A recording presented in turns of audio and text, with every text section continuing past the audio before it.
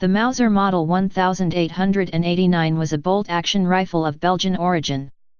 It became known as the 1889 Belgian Mauser, 1891 Argentine Mauser, and 1890 Turkish Mauser. History. After the Mauser brothers finished work on the Model 7184 in 1880, the design team set out to create a small-caliber repeater that used smokeless powder. Because of setbacks brought on by Wilhelm Mauser's death, they failed to have the design completed by 1882, and the German Rifle Test Commission, Prüfungskommission, was formed. The commission preferred to create their own design.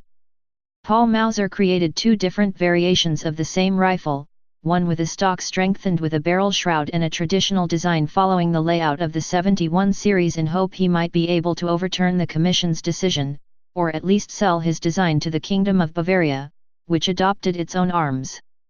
The two rifles became known as the 89 Belgian, with a barrel shroud, and the 91 Argentine, with the 71 layout, Mausers, identical in their function and feed system.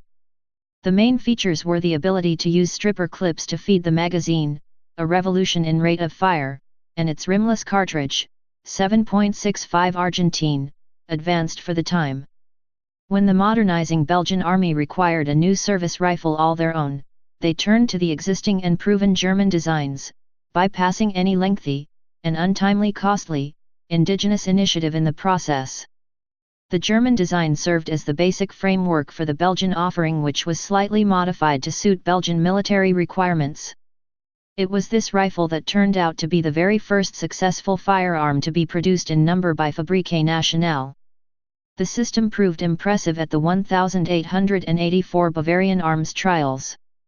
Both firearms were a success, but decision-makers were not convinced that the stripper feed was superior to the en-bloc system employed by Mannlicher.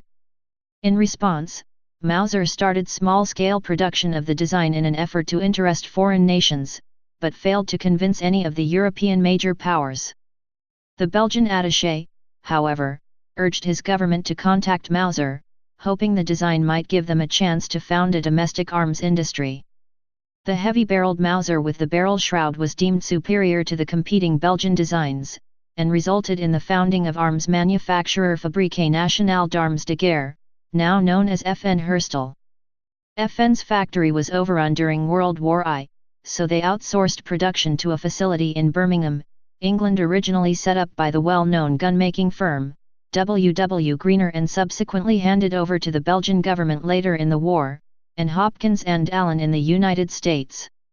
The Belgians' talks with Mauser prompted the Ottoman Empire, whose contract for Model 1887 rifles included an escape clause allowing them to alter their order to account for any new advancements the Mauser brothers made, to consider the design.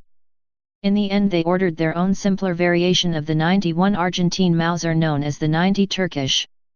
While this was taking place, the Argentine Small Arms Commission contacted Mauser in 1886 to replace their Model 71s. Since they wished to keep retraining of their armed forces to a minimum, they went for the Mauser 91. As with other early Mausers, most such arms were made by the Ludwig Loewe Company, who in 1896 joined with other manufacturers to form Deutsche Waffen und Munitionsfabriken. One of the principal defining features of the Belgian Mauser was its thin sheet steel jacket surrounding the barrel, a rather unusual element not common to any other Mauser mark of note. The jacket was instituted as a feature intended to maintain the effectiveness of the barrel and the solid wooden body over time, otherwise lengthening its service life and long-term accuracy when exposed to excessive firing and battlefield abuse. In spite of this approach, the jacketed barrel proved susceptible to moisture buildup and, therefore, introduced the problem of rust forming on the barrel itself unbeknown to the user. In addition, the jacket was not perforated in any such way as to relieve the barrel of any heat buildup and consequently proved prone to denting. As such, barrel quality was affected over time regardless of the protective measure. Furthermore, another design flaw of the jacket was its extra steel content. Not only was it expensive, but it was also needed in huge quantities to provide for tens of thousands of soldiers. By many accounts, the barrel jacket was not appreciated by its operators who depended on a perfect rifle in conflict. Another defining characteristic, unlike most Mausers, was a spring-loaded cock on closing bolt action resembling the British Lee Enfield, which wouldn't be designed until later. This development allowed for faster firing and was well received. The Model 1889 featured a single-piece solid wooden body running the entire weapon, ending just aft of the muzzle. It contained two bands and iron sights were fitted at the middle of the receiver top and at the muzzle like virtually all other rifles of the time. Overall length of the rifle was just over 50 inches, 1,270 millimeters, with the barrel contributing to approximately 30 inches, 762 millimeters, of this length. Of course, a fixed bayonet was issued and added another 10 inches, 254 millimeters, to the design as doctrine of the period still relied heavily on the bayonet charge for the defensive victory. All variations used the same 7.65 mm round-nosed cartridge. Many parts were interchangeable, with the exception of the bayonets of the 89 and 90-91s, the barrel shroud made the bayonet ring too wide. The 1889 Mauser, rejected by Germany in 1884, entered service in 1940 with the second-line units of Norway, Denmark, the Netherlands, and Belgium. A non-rotating Mauser claw extractor was introduced in the Model 92. Several variations of this model participated in rifle trials for the United States Army of that year. The Norwegian Krag Jørgensen rifle was ultimately chosen. Users: Argentina 1891-1909, Belgium 1889-1940s, Bolivia 1895-1930s, Philippines 1889-1940s, Spain 1889-1940s, Ottoman Empire 1890-1923, Turkey 1923-1940s. Type rifle. Place of origin: German Empire, Belgium. Service history: in service 1889-1940s. Used by C users.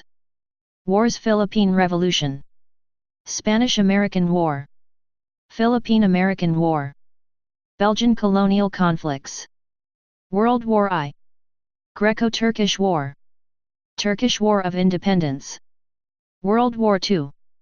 Production history. Designer: Mauser. Designed 1889. Manufacturer: Fabrique Nationale, Loewe, Berlin. Deutsche Waffen und Munitionsfabriken.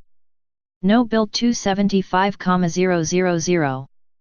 Variants: Belgian Mauser rifle M1889, Turkish Mauser rifle M1890, Argentinian Mauser rifle M1891, Belgian Mauser cavalry carbine M1889, Belgian Mauser engineer carbine M1889, Argentinian Mauser cavalry carbine M1891, Argentinian Mauser engineer carbine M1891.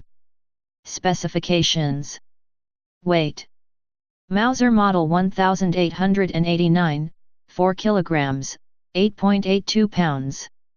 Cavalry carbine, 3.3 kg, 7.3 pounds. Engineer carbine, 3.3 kg, 7.3 pounds. Length: Mauser Model 1889, 1295 mm, 51.0 in. Cavalry carbine, 940 mm, 37 in. Engineer carbine, 940 mm, 37 in. Barrel length: Mauser Model 1889, 780 mm, 31 in. Cavalry carbine, 447 mm, 17.6 in. Engineer carbine, 447 mm, 17.6 in. Cartridge: 7.65 x 53 mm Argentine, 7.65 x 53 mm Turkish, 8 x 57 mm Turkish. Caliber: 7.65 mm.